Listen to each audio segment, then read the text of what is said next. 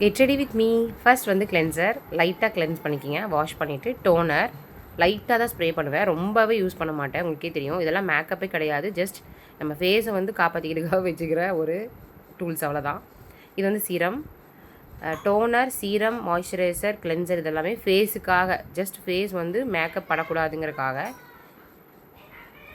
லாஸ்ட்டாக மாய்ஸ்சரைசர் கொஞ்சோடு தான் போடுவேன், ரொம்ப தான் எல்லாமே. அப்புறம் ஜென்டில் வாஷ் லைட்டாக பண்ணுவோம். நான் ஒரிஜினல் வீடியோவில் காமிச்சிருக்கேன், வேறு எந்த ஒரு ஃபேஸ் போர்ட்ரேட் அதெல்லாம் எதுவுமே பண்ணல, ஃபில்டர் கூட போடல. அதுக்கப்புறம் நான் ஃபேர் அண்ட் லவ்லிக்கு பதிலாக உங்களுக்கு ஃபேஸ் அந்த கத்தாழை ஜெல் இல்லைனா ஃபவுண்டேஷன், எப்போவுமே மாமா எர்த், அதுக்கப்புறம் பான்ஸ், அதுக்கப்புறம் உங்களுக்கு வந்து மை லைட்டாக மை போட்டு ஃபினிஷ் பண்ணிட்டேன்.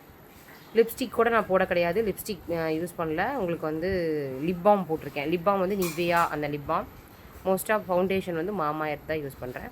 சிம்பிளாக ஹேர் நல்லா பின்னி போட்டிருக்கேன், ஏன்னா நான் கோயம்புத்தூர் போனேன், ரிஷனா வீட்டுக்கு போனேன், கொஞ்சம் கோயம்புத்தூரில் பர்ச்சேஸ் பண்ண போனேன். Code model 499. அவ்வளோதான், சிம்பிள் மேக்கப்.